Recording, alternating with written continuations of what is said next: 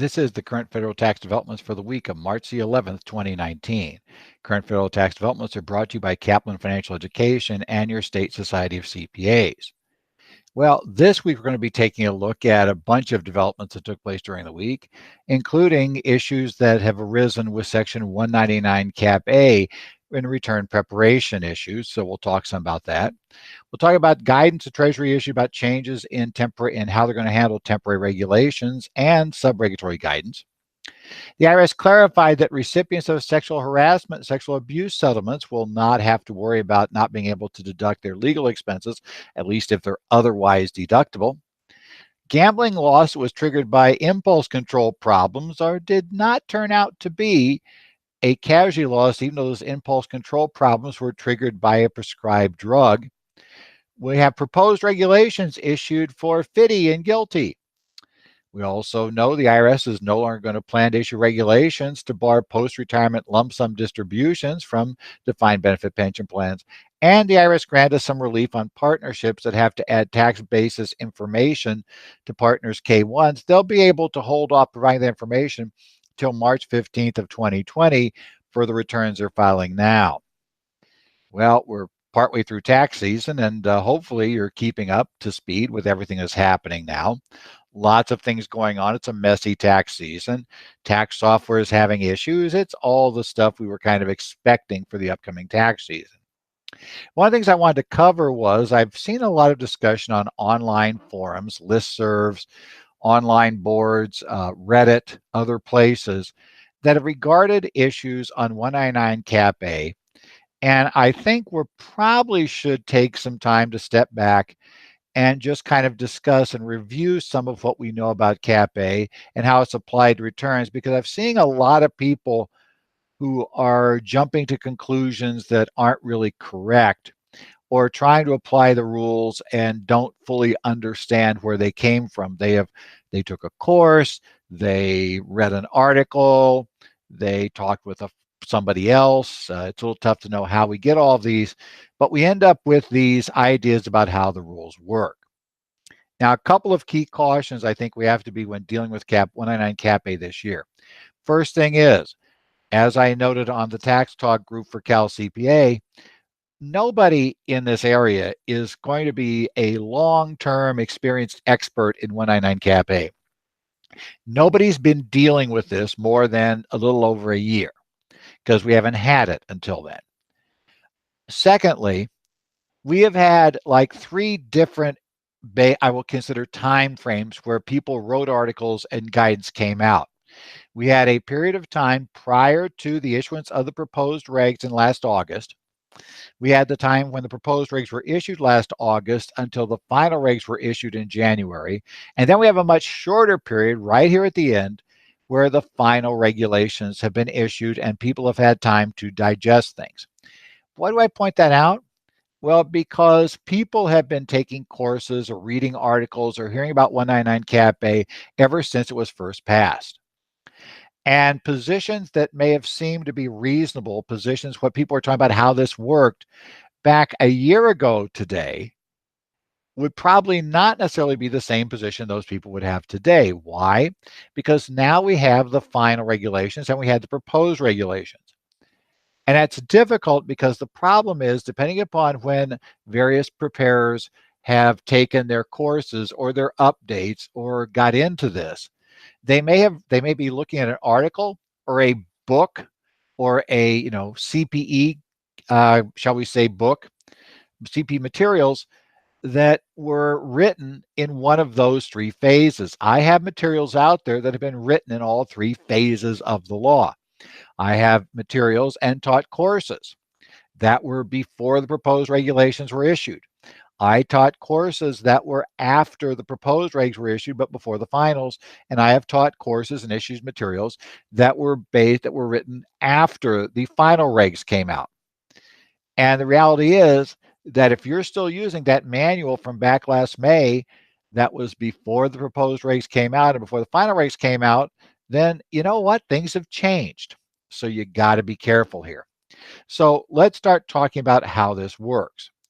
One key issue I see a lot of discussion of online is the rental safe harbor. And a lot of people have wondered, a lot of people, not necessarily online, but a lot of commentators have really wondered, is a rental safe harbor worth anything? By that I mean, you have to meet such a high bar to clear it. 250 hours involved, either yourself or your agents, right? That rule, the record keeping, etc.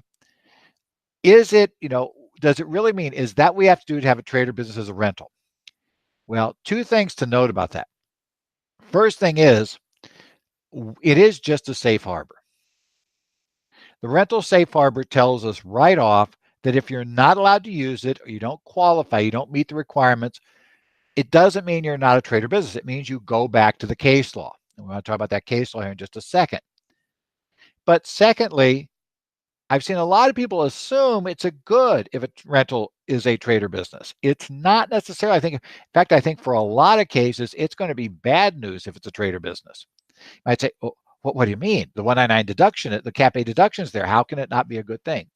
It may not be a good thing if you have negative QBI coming out of it. Well, oh, no. We always make money. We sell the rental. We make a huge profit. We always make money at the end. We don't claim our losses until, we sell the building because that's how it works. And I said, yeah, but here's the problem. Those gains when you sell the building are 1231 gains. Under the regulations, if 1231 gains are taxed as capital gains, they are not part of QBI. So when I sell that property with a $50,000 loss carryover for a $200,000 gain, the $50,000 loss carryover, if they are post-2017 losses, will be considered negative QBI. However, that gain, assuming I don't have 1231 recapture from prior years or a 1231 loss this year, which, by the way, that loss probably causes problems with other things anyway. But if I don't have that, then that 1231 gain will not be part of QBI. I will reduce QBI this year, and either that loss is going to carry forward to reduce anytime I ever do get positive QBI in the future, or it's going to nail my QBI for this year. If, let's say, I have an operating business as an S corporation with an operating business that's throwing off QBI. So rentals being trades or businesses is not necessarily, quote, good news, unquote. And secondly, don't assume the IRS won't assert your rentals a trade or business, especially in a case like that. But let's talk about, if you fail, what does it mean? I've seen a lot of people believe that, if we fail, either we can't claim to be a trade or business, we have no chance whatsoever, or number two, that's great, we're not a trade or business, don't worry about that whole loss rule. Neither one of those is correct. Let's take a look at the case law. The case law goes back a number of years. Now, we don't know for sure. Let's be honest. Nobody can give you an absolute guarantee on any of this. We're in the area of professional judgment. But the case law going back 50 to 60 years has indicated that it's difficult to not have a trade or business unless it is a triple net lease.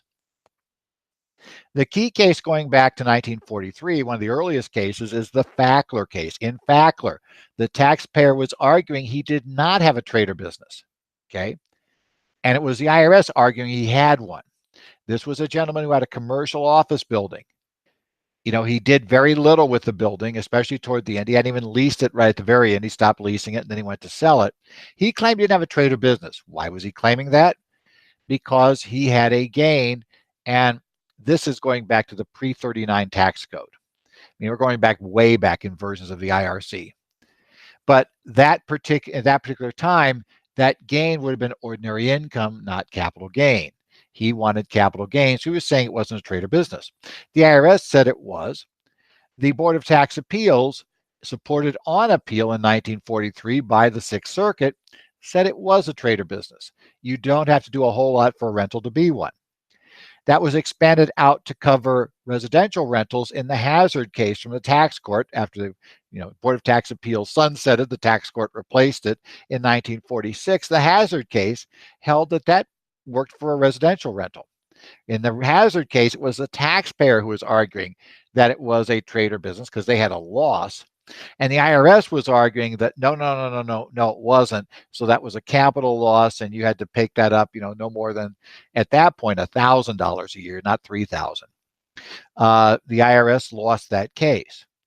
There is contrary authority kind of in the Second Circuit, the Greer case we've discussed before. But even then, Greer seems like if you do a bit more, if you're at least doing a bit more, maybe it's not quite as simple as it is everywhere else, but even there, it doesn't appear to be impossible to be in a trade or business with your rental. Now, what's a trade or business? The Supreme Court in 1987 in the Grosinger case came down and told us it's facts and circumstances. There's going to be regular and significant involvement, tells us we got a trade or business if we're doing something for a profit. And they're going to say, and it's a vague test. The Supreme Court said, yeah, it's a vague test. We're not going to come up with any sort of bright line test. We believe that would be counterproductive. We believe it would also upset the entire code because Congress has used this term so many places that we don't think some sort of crazy bright line test that's tied in with the question, that's tied in so that we could specifically deal with Grosinger dealt with a gambler, that would deal with this case could conceivably have implications that would cause problems elsewhere. So we think it's a general purpose, broad rule. We don't think we should be drawing bright line structures that could have consequences that we haven't totally thought out. So Grosinger holds for that, which basically endorsed the law that we saw, Fackler, Hazard, and cases in other areas where we've had trade or business. So the catch is you've got to decide on your own, do I have a trade or business? If I don't have a self-rental, which we know is a trade or business, and I don't have a safe harbor for which I'm going to make the election, then gang, you got to decide, do I or don't I? And it's professional judgment. And you and your client need to discuss the pros and cons, the strength of a position or lack of strength of a position, and then decide what you're going to do on the returns. That's where we stand. The other thing I've run into a number of times is people who get really, really confused about whether the equity holder has to do something to get a 199 Cap A deduction. What do I mean by that? We have a partnership, 5 partners. One of the partners is down there. He runs the candy store. He does all the work. He takes care of the bookkeeping. He does the management. He's there hiring people. He's there actually behind the cash register.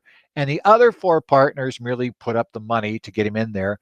They don't do anything except sit back, wait for their K1s every year, and if there's a capital call, they'll put some money in. But otherwise, that's all their involvement. Now, I've seen multiple times case like that posted where the guy says, well, obviously the guy who's in there working every day gets 199 Cap A deduction, but of course the other 4 don't, right? No, that's not how it works. Ignore totally what an equity holder does. We don't care what they do. That's not a relevant point, at least not directly relevant. What is relevant is what does somebody, whether an equity holder or not, who is either an owner or an agent of the owners, do in terms of this undertaking, and is there enough regular and continuous activity in that regard to have us consider a trade or business? So in the case of our candy store, all 5 of them will qualify for 199 Cap A deductions. And yes, that's true for the 4 that will also treat that income as passive income under 469. Do not mix up the 469 passive rules with the rules for whether or not you have a trade or business for 199 Cap A. The test for trade or business is always made at the entity level. So if you have an S corporation, we take a look at what the S corporation does, what S corporation employees and agents do to see if the S corp has a trade or business. You cannot rescue that activity at the owner level, at the equity holder level. If it wasn't a trade or business, the S corp level, you can't rescue it down at the bottom and make it one. And conversely, nothing the owner does is going to blow it, aside from like the anti-crack and pack rules, anti-abuse rules. But 99.999% of the time, nothing the owner does is going to have any relevance to whether or not that income is considered trade or business income to the individual. In fact, even with the anti-crack and pack rules, it's still trade or business income. It's just not going to, just going to be an SSTB potentially. So that's not really a problem. I've also seen a lot of problems created when people are talking about or get mixed up with the aggregation rules.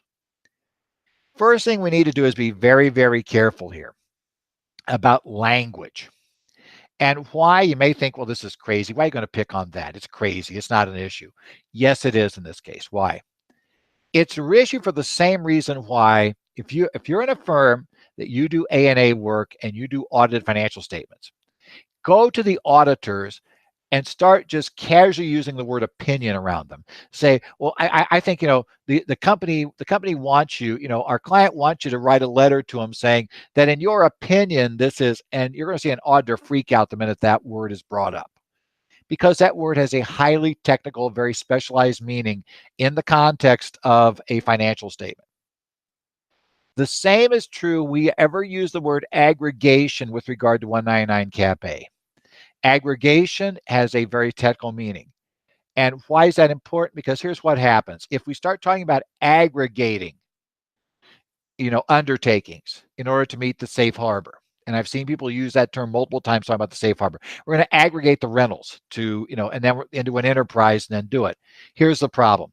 The minute you use that word, people start getting into the regulation 1.199A-4, and they start looking at these 4 of 7 tests, and they start mixing these things up.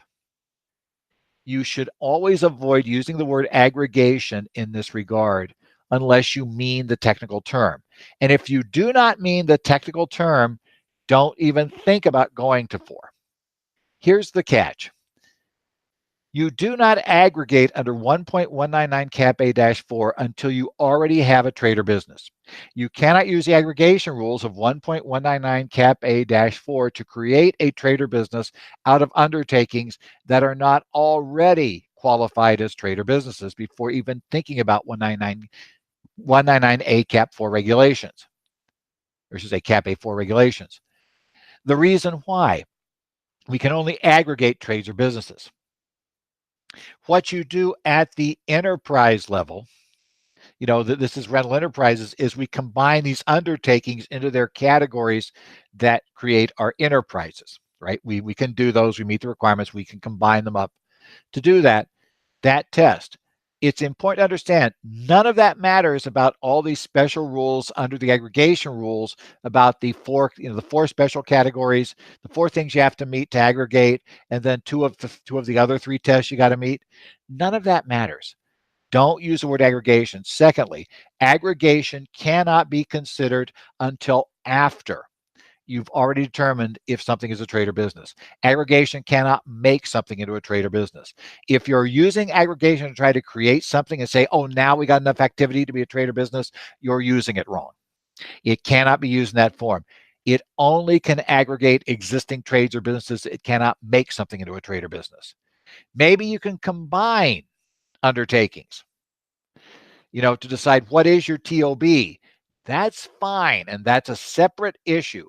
But you don't even get to aggregation until you've already decided this is or isn't. And if you decided this undertaking is not a trade or business, you ignore it for aggregation. You can't use it for aggregation. That's key. The other thing we run into with lots of problems is use of the temporary regulations. We have the chance to use the temporary or the final regulations for 2018 returns, but we run into problems on it. Why? We got a lot of questions about KEOs, SEPs, self-employment tax deductions, and self-employed health insurance. And I've heard people say, oh, I'm going to use proposed regulations because under proposed regulations, none of those reduce business income. And that's not necessarily a true statement. What the proposed regulations say is they're silent on whether those reduce business income or not. They tell us that deductions related to a trade or business reduce QBI. But they don't tell us if those 3 things reduce or are related to the trade or business. So that's different than saying they aren't. That's just not saying. And I think most people that have looked at the final regs would come to the conclusion that the IRS clarified in the final regs that these 3 are reductions. So the issue is, if you're going to do the proposed regs and not reduce your QBI by these 3 items, then you need to give me a reason why those items are not related to the trade or business. Because the proposed regs don't tell you they're not, they just don't tell you they are. And there's a world of difference between those 2 statements.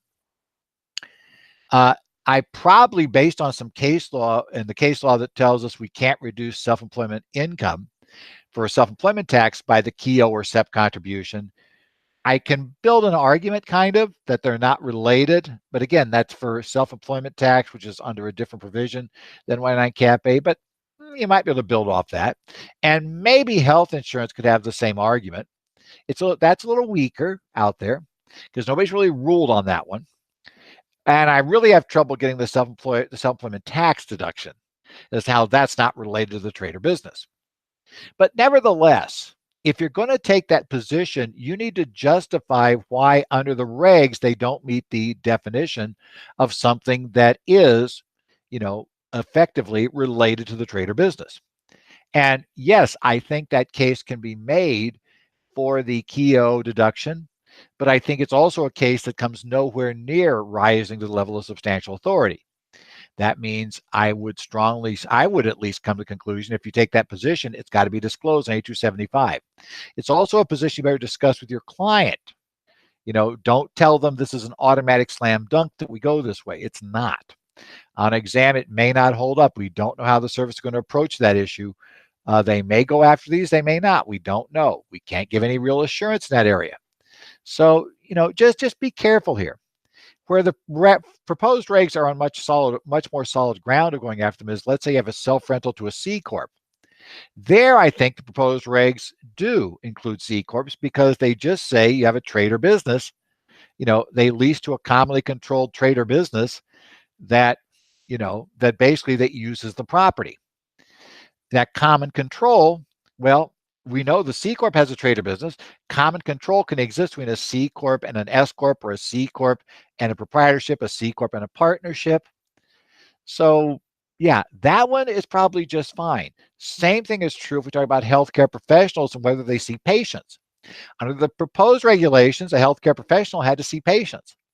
And if they don't, they weren't an SSTB. So if you got a radiologist that merely reads x-rays but never actually sees a patient, then they're probably not an SSTB under the proposed regs. They definitely are an SSTB under the final regs.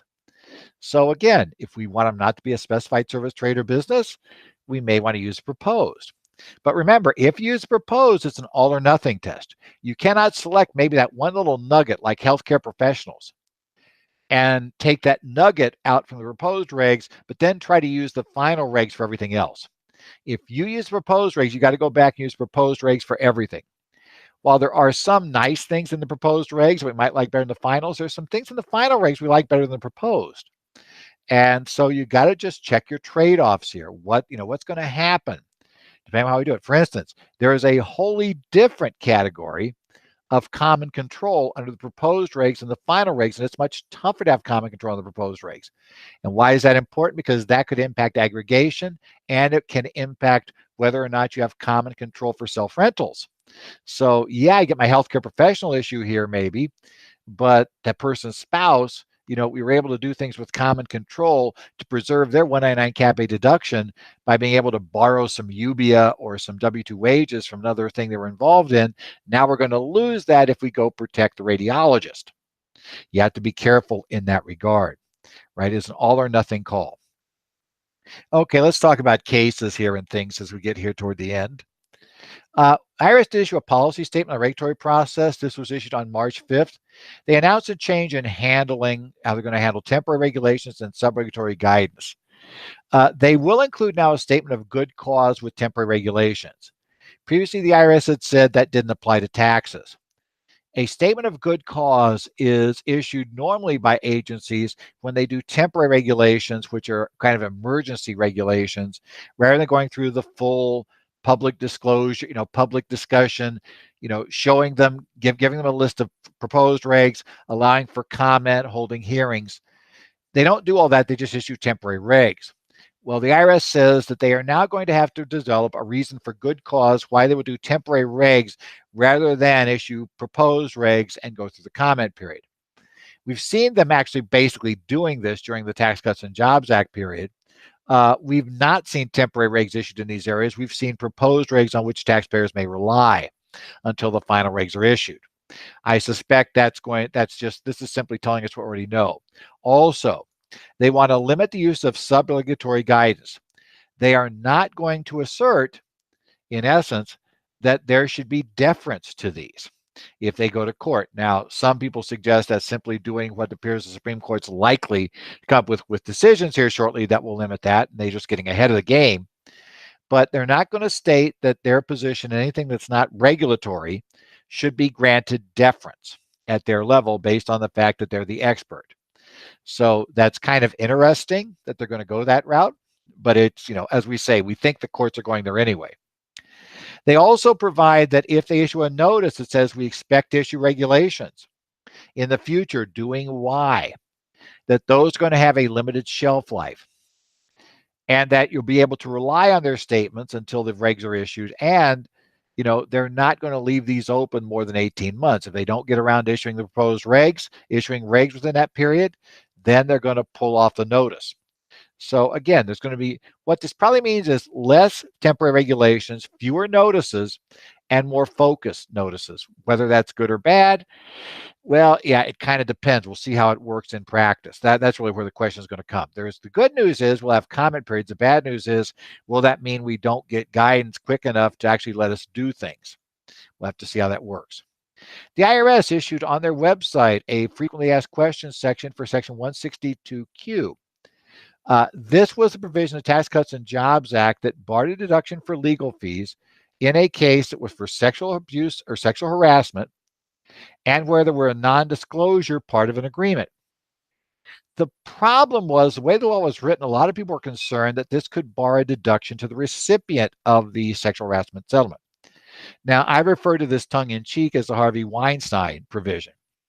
And obviously, it was driven by a lot of the reports that came out the end of last year about major sexual harassment cases, about cases where in fact there had been multiple settlements issued by somebody over years, companies over years for an executive, and they'd all been subject to non-disclosure agreements. So this was meant to shut that down. But the problem is the way the section was written, it appeared to just say if there's such an agreement, legal fees are non-deductible. It didn't say only for the party that's paying the settlement. It said everybody. Well, now the IRS has agreed that, okay, we're not going to need a technical correction for this. They just stated that this does not bar a deduction to the party who receives the settlement if it's otherwise deductible. Now, it's probably otherwise deductible. For instance, you've got to take a look. You may find under Section 62, this may be considered a discrimination-based complaint, which may allow deductions under above the line. It could be part of a trade or business that is, let's say, a Schedule C. I could see something coming under that scenario where somebody was, had some damages they received from customers who had discriminated or been involved in sexual abuse, sexual assault that related to the actual business. That's going to be a little more. That's going to be a little tougher to do. The employment one's a little bit easier. The discrimination side, the trade or business one's probably going to be a little bit, but still plausible, can happen. Be aware of that. The problem is going to be if you had one that for whatever reason was not a discrimination complaint, or you couldn't show it was discrimination, that could be a little more fun to try to beat. If it, because then we got the problem is miscellaneous deduction, which of course we don't get this year.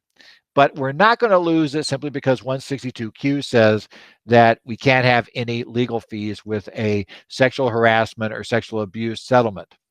In essence, saying, well, that was meant for the payers.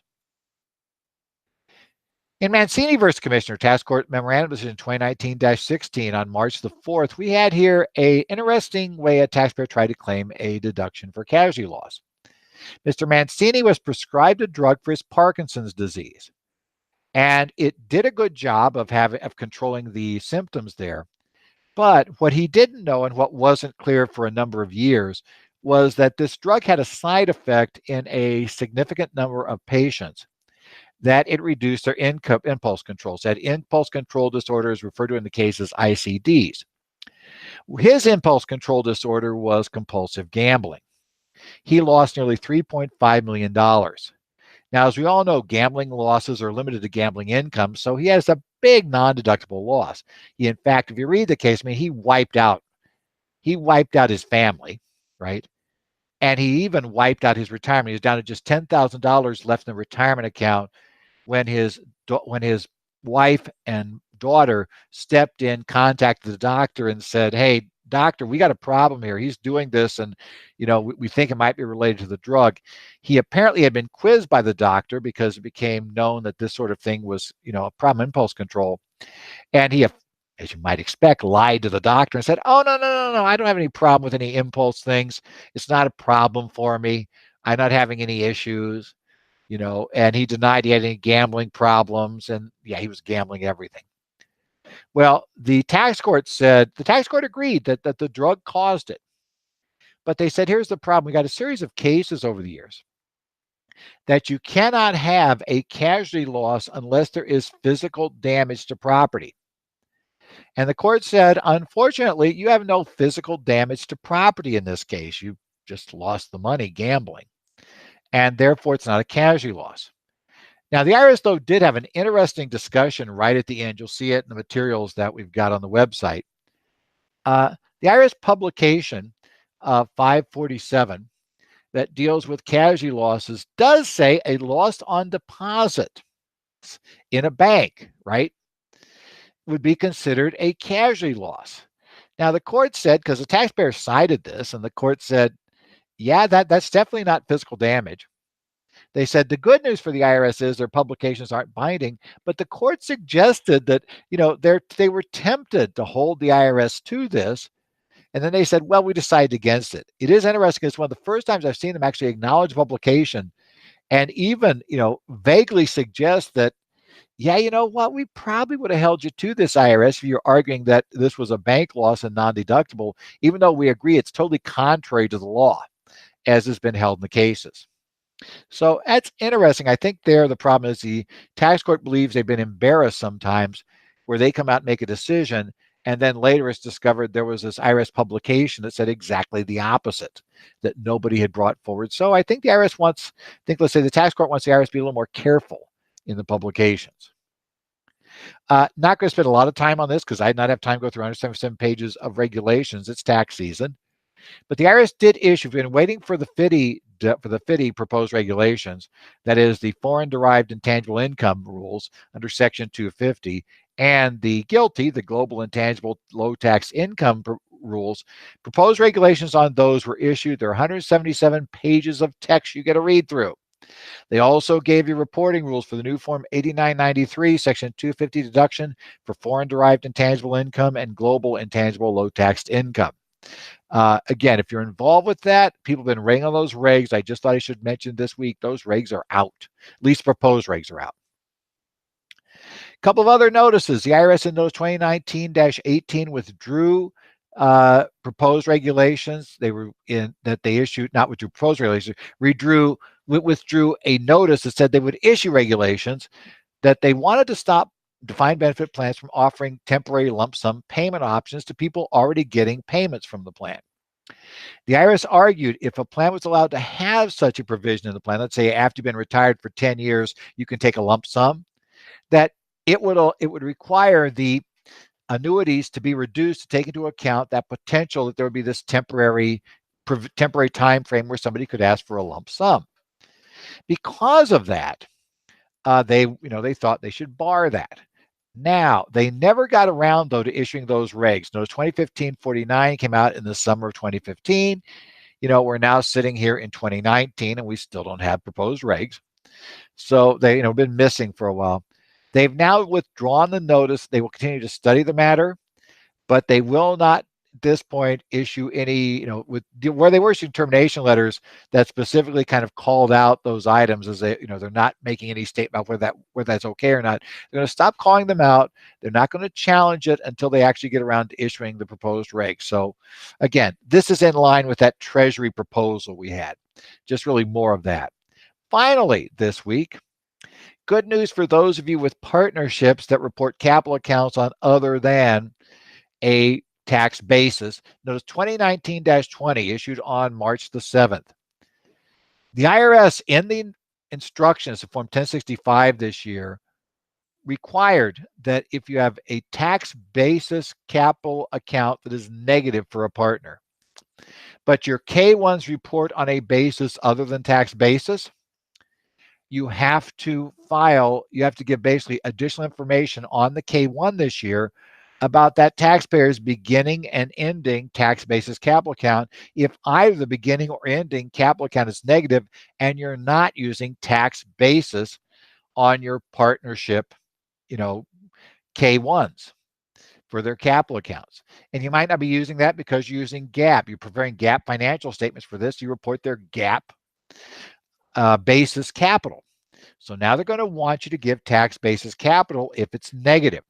Well, a lot of partnerships complained they wouldn't be able to provide that information timely, or at the very least, they would have to go on extension and not issue K1s until, September, because they had to assemble all this information about tax basis capital for each one of their partners, which they're going to have to build up. They weren't aware this was coming. It basically popped out in the instructions this year. And of course, a lot of people don't pay attention to instructions. So now they're just now realizing that issue's there, and voila, we have a problem. Well, under this notice, if you comply, you can issue your K1s right now, file the return, not have the information on the 2018 K1s. However, in order to avoid the penalty, and yes, it's a penalty for failing to provide information returns, the same penalty that applies to 1099s, so there'll be two penalties. With an inflation-adjusted number that's slightly above 250 right now per K1, two separate penalties, one of which goes for not telling the partner this number, and the other one that will go for not telling the IRS this number.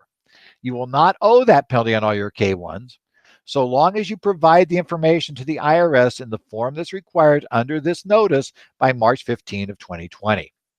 So basically, you've got some time to do it, but they want you to do it. This is a little different than other cases in the past where the IRS has waived a requirement and they just forget it for that year. They're not forgetting this one.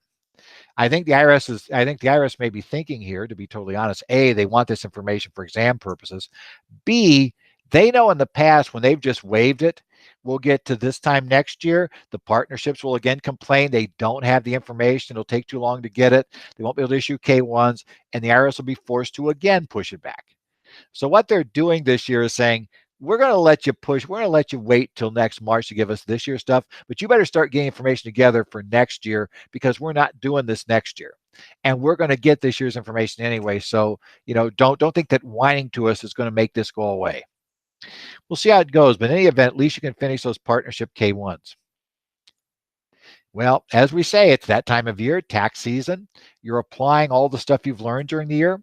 Hopefully you've gotten benefit out of your education. That's key, I think, for all of us. We're involved here in trying to be dealing with our clients, dealing with tax issues, that we actually get something of value out of our continuing education. In times like this, where things are changing rapidly, it's really important to make sure that what you're getting is up to date.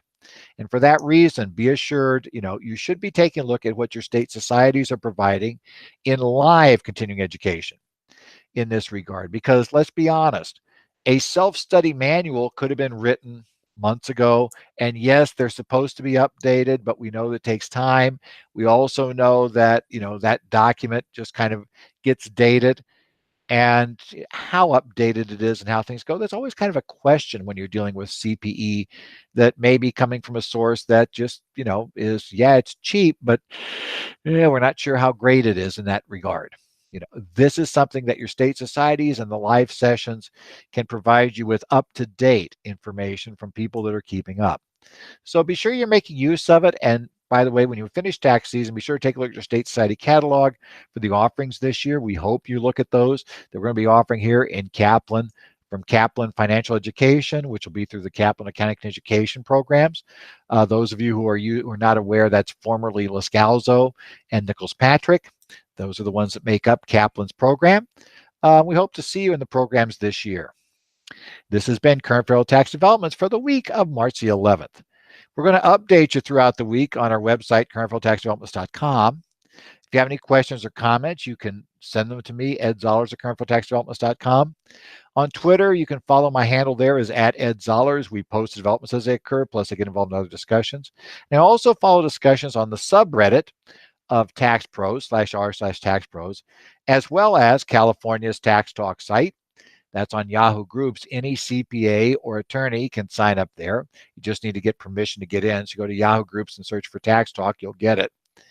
I also participate in the Connect groups for members of this is Arizona, New Jersey, and Minnesota society. So if you remember one of those societies and you post there, I might answer questions there too. There's lots of interchange there that you can get from people who are, also working on these problems. With that, been an interesting week, and I realize I ran a little bit over again this week. We've had a lot of stuff going on here recently. Be sure to tune in next week. We'll try to talk about whatever happens coming from taxes. Also, see if there's anything like this week where we see a lot of discussion going on in groups about issues, and we'll try to discuss anything that happens there. And hopefully, we'll keep you going so that this tax season, hopefully, we can stay sane and make it all the way to the end of this tax season. And we'll see you next week with current federal tax developments.